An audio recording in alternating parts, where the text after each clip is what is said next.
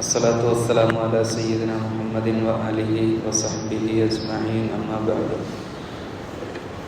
പ്രവാചകൻ സല്ലല്ലാഹു അലൈഹി വസല്ലം തങ്ങളുടെ പേരക്കുട്ടി ഹുസൈൻ റളിയല്ലാഹു അൻഹുവിൻ്റെ മകനാണ് സൈനുൽ ആബിദീൻ അലി. സൈനുൽ ആബിദീൻ അലി എന്നായിരുന്നു അദ്ദേഹത്തിൻ്റെ യഥാർത്ഥ പേരെങ്കിലും അദ്ദേഹത്തിൻ്റെ ഇബാദത്തിലുള്ള സൂക്ഷ്മതയും ഭക്തിയും കാരണമായി സൈനുൽ ആബിദീൻ ഇബാദത്തുകാർക്ക് അലങ്കാരം എന്ന പേരിലാണ് അദ്ദേഹം അറിയപ്പെട്ടത്. കച്ചവടത്തിലൂടെ വലിയ സമ്പന്നനായി തീർന്നെങ്കിലും സൈനുൽ ആബിദീൻ അലി റളിയല്ലാഹു അൻഹു ഒരിക്കലും അതിൽ അഹങ്കാരം കാണിക്കാതെ പരലോക വിജയത്തിനുള്ള മാർഗമായി അദ്ദേഹത്തിൻ്റെ ധനസമ്പാദനത്തെ അദ്ദേഹം കണ്ടു. രഹസ്യ ധർമ്മമായിരുന്നു അദ്ദേഹത്തിൻ്റെ ജീവിതത്തിലെ സ്വകാര്യങ്ങളിൽ ചെയ്തിരുന്ന ഏറ്റവും നല്ല അമല് എന്ന് പറയുന്നത്.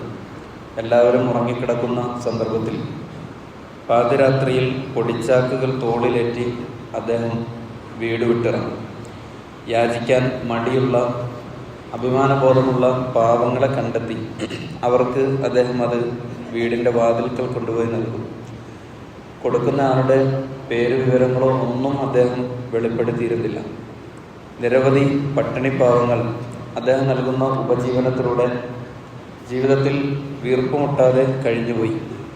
പെട്ടെന്നൊരു ദിവസം മുതൽ സൈനുൽ ആബിദീൻ അലി എന്ന ആ ചുമട്ട തൊഴിലാളിയുടെ രൂപത്തിൽ വീടകങ്ങളിൽ സാധനം എത്തിച്ചുകൊണ്ടിരുന്ന ആ മനുഷ്യൻ വളരെ പെട്ടെന്ന് കാണാതായി.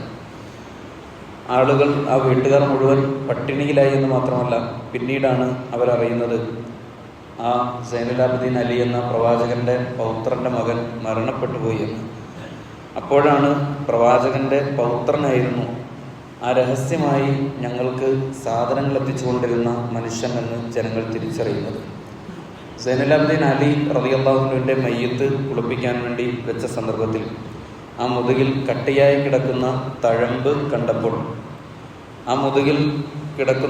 കണ്ടപ്പോൾ ആളുകൾ പരസ്പരം അടക്കം പറയാൻ തുടങ്ങി. പട്ടണത്തിലെ 100 കണക്കിന് വീടുകളിലേക്ക് പൊടിച്ചാക്കുകൾ എത്തിച്ച തഴമ്പാണിത് എന്ന് ആളുകൾ അതിനെക്കുറിച്ച് അഭിപ്രായം പറഞ്ഞു.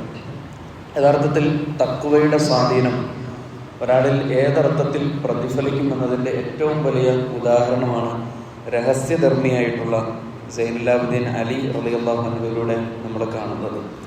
പാതിരാവിൽ പൊടിച്ചാക്കുമായി പാവങ്ങളെ തേടി അലയാൻ അദ്ദേഹത്തെ പ്രേരിപ്പിച്ചത് അദ്ദേഹത്തിൻ്റെ നിറഞ്ഞു തുളുമ്പിയ വിശ്വാസമായിരുന്നു എന്ന് കാണാൻ കഴിയും. രഹസ്യ ജീവിതത്തിൻ്റെ ഉള്ളിൽ പരമമായ ഭക്തി കാത്തു സൂക്ഷിക്കാൻ കഴിയുന്നവർക്കാണ് ഇത്തരത്തിൽ സ്വകാര്യ നിമിഷങ്ങളെ ഏറ്റവും ഫലവത്തായി ഉപയോഗപ്പെടുത്താൻ കഴിയുക. സ്വകാര്യ സന്ദർഭങ്ങളെ 2 രീതിയിലാണ് നാം വിനിയോഗിക്കേണ്ടത്. ഒന്നാമത്തേത് ആത്മവിചാരണയ്ക്കാണ്. സ്വയം ഞാൻ എത്രയുണ്ട് എന്നതിനെക്കുറിച്ചുള്ള സൂക്ഷ്മമായ വിചാരണാബോധത്തിന് വേണ്ടി നമ്മുടെ സമയങ്ങൾ മാറ്റിവെക്കണം.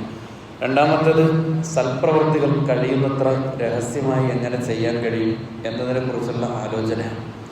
ഇന്ന് നമുക്കറിയാം, ഈരാറ്റുപേട്ടയിൽ വലിയൊരു കളക്ഷന് വേണ്ടി ആളുകൾ ഒരുങ്ങിക്കൊണ്ടിരിക്കുകയാണ്.